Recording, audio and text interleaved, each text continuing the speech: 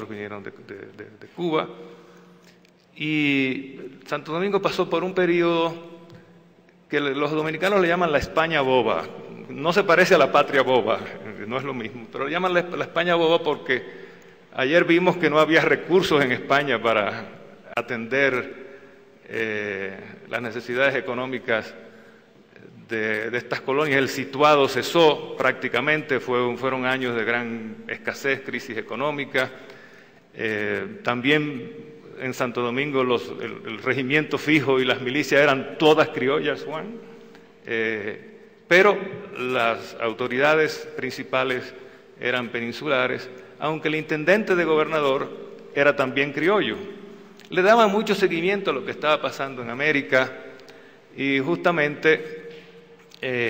había un debate muy callado entre la élite sobre cuál iba a ser finalmente el destino de Santo Domingo. Eventualmente comenzó una conspiración que tuvo dos caminos.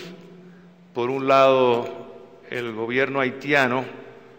estaba empeñado en unificar la parte oriental de la isla. Consideraban que Santo Domingo era el flanco débil de la independencia haitiana, muy amenazada todavía porque los plantadores franceses, ya en Francia y el mismo gobierno francés no estaba todavía resignado a haber perdido la más rica de sus colonias, que era Saint-Domingue. Incluso hubo varias conspiraciones y hubo hasta un intento en 1820 desde Martinica de tratar de lanzar una expedición militar, que no tuvo sitio. Bueno, lo cierto es que el gobierno, en Haití han estado ocurriendo, como ustedes también saben, acontecimientos muy importantes. Haití se divide en dos estados, un reino en el norte, una república en el sur. Aquí se conoce muy bien que la República del Sur estuvo presidida por Alexandre Pétion, que ayudó a Bolívar, etcétera, etcétera. Pero al morir el rey Cristóbal en el norte, el país fue nuevamente unificado en 1819 por el sucesor de Pétion, Jean-Pierre Boyer, que era su secretario particular, quien asumió la presidencia y quedó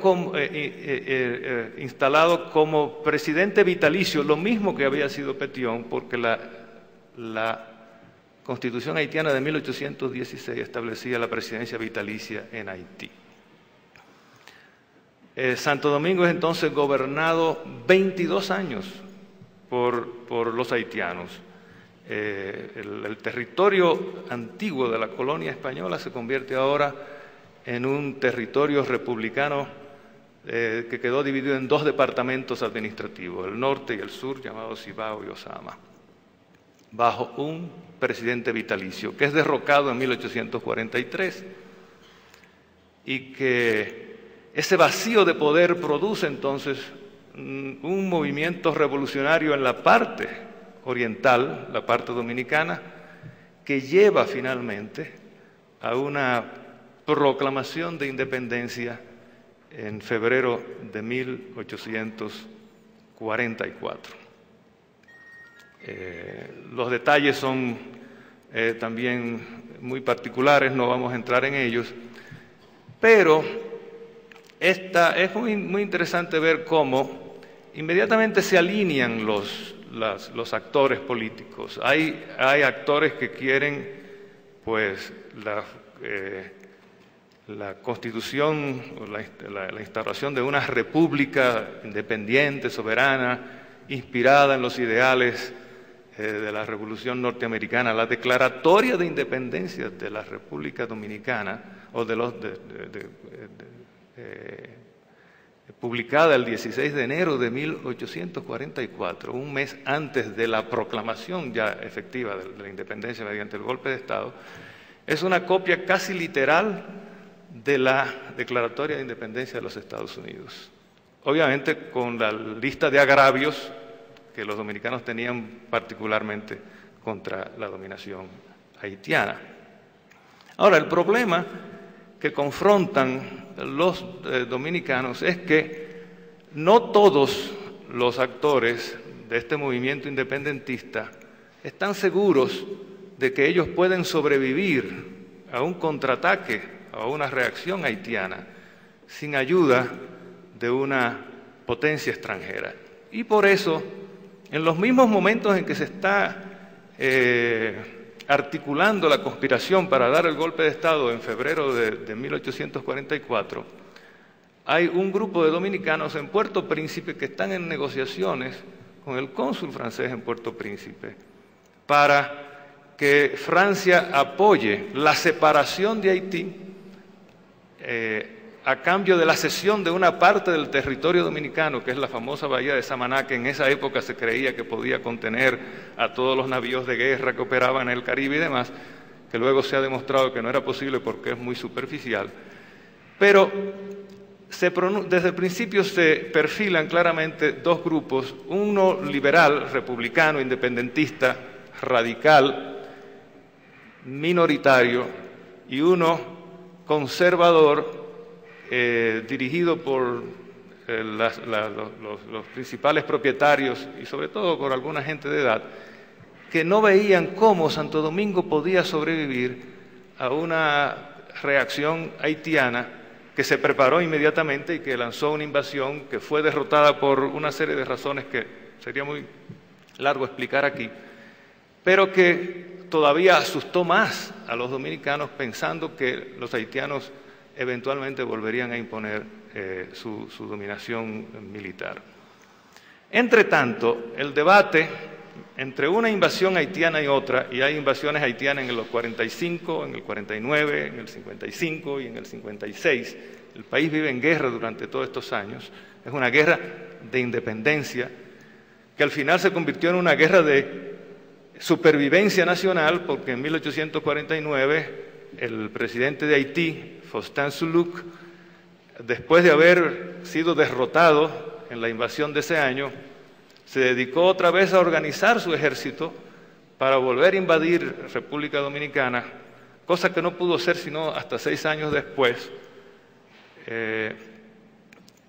y había declarado mediante manifiestos que no iba a dejar ni las gallinas vivas cuando él llegara a la ciudad de Santo Domingo. De manera que para los dominicanos aquello era una guerra de supervivencia nacional,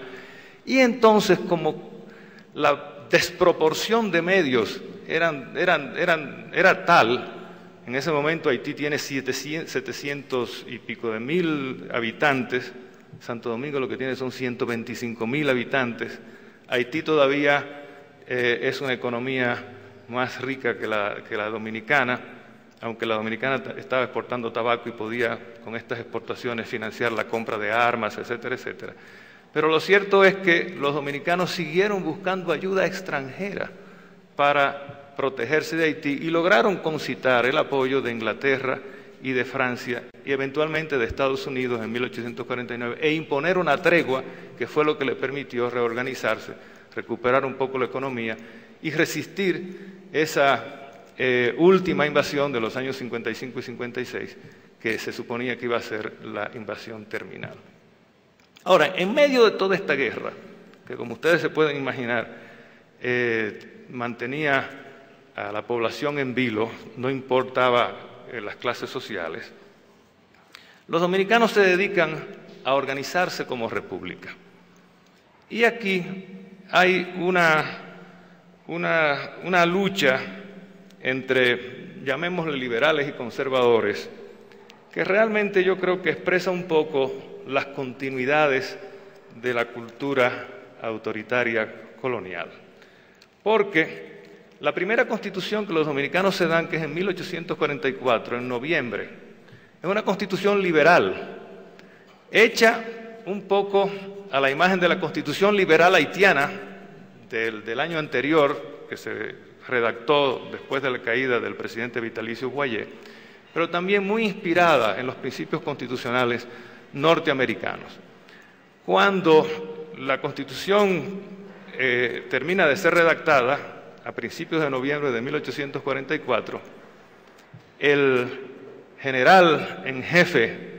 del precario ejército dominicano, un hacendado ganadero llamado Pedro Santana, le presentan la Constitución porque han decidido ya elegirlo sin elecciones, pero lo han seleccionado ya como próximo presidente de la República. Él dice que de ninguna manera él acepta ser presidente de la República si no le cambian la Constitución y aquello produjo una crisis. Él mandó fuerzas militares ante la Asamblea Constituyente y le obligó a la Asamblea Constituyente a introducir un artículo final, artículo 210, que decía más o menos que en ese periodo la lucha entre liberales y conservadores fue agudizándose. Finalmente este presidente perdió el poder y el presidente que lo sucedió, para ampliar su base política, tuvo que aceptar las demandas de los liberales y en febrero de 1854 se redactó una nueva constitución que volvía otra vez al modelo liberal del borrador original de 1844. Separación de poderes, etcétera, etcétera, etcétera. Ahora, ¿qué ocurre? Que poco tiempo después este presidente fue derrocado por el mismo partido del expresidente Santana, que ya se llamaba el general Santana, además que había sido el comandante en jefe del ejército durante el periodo anterior. Y Santana dijo que de ninguna manera podía aceptar gobernar con estos controles y convocó a una nueva asamblea constituyente. Ustedes me van a preguntar a dónde va esta historia constitucional, pero yo les voy a explicar luego. Y esa asamblea constituyente barrió con la constitución liberal de febrero de 1854 y produjo una constitución que fue el documento preferido de todas las dictaduras dominicanas en el siglo XIX, que es la famosa Constitución Oligárquica de 1854, de septiembre. ¿Qué hizo esta Constitución? Eliminó el Congreso bicameral y creó un Senado consultor de 7 miembros, que solamente iba a laborar 3 meses al año. Y que como Senado consultor era un cuerpo consultivo del presidente. Y los demás 9 meses sería un cuerpo consultivo que nada más sería consultado en caso de emergencia nacional. Bueno, se eliminaron todas las libertades públicas, se eliminó toda mención a derechos humanos y aquello fue el órgano nuevamente ahora de la dictadura, todavía más fuerte. Ahora, ¿qué ocurre? Que de nuevo este presidente es derrocado por el que lo había sucedido, que era Buenaventura Báez, y quien se instaló en el poder con la ayuda del cónsul español. Es también otra historia muy interesante porque España se había negado a reconocer la independencia dominicana hasta que en 1854 los dominicanos, buscando ayuda externa, fueron a los Estados Unidos y se redactó un borrador de tratado de paz, amistad, comercio, navegación con los Estados Unidos. Entonces España, en ese momento que tiene el susto del movimiento anexionista en Cuba, de los filibusteros en Cuba, decide entonces neutralizar a los Estados Unidos y decide reconocer la independencia dominicana y manda inmediatamente un cónsul a Santo Domingo, cónsul que se dedica a conspirar contra el presidente Santana, que era el que había estado negociando el tratado con los Estados Unidos, para impedir que ese tratado se firme, como efectivamente se logró. Buenaventura Báez, un gobernante corrompido, imprimió inmediatamente 18 millones de pesos en papeletas, se las regaló a su partido, se fueron a la región rica del Cibao a intercambiar esto por el oro, la plata, las monedas que circulaban, compraron todo el tabaco, y aquello produjo un tremendo levantamiento social, encabezado por los grupos comerciantes, apoyado por todos el campesinado tabacalero de la región central del país, quienes tenían bastante cercanía con los Estados Unidos y decidieron, en medio de esta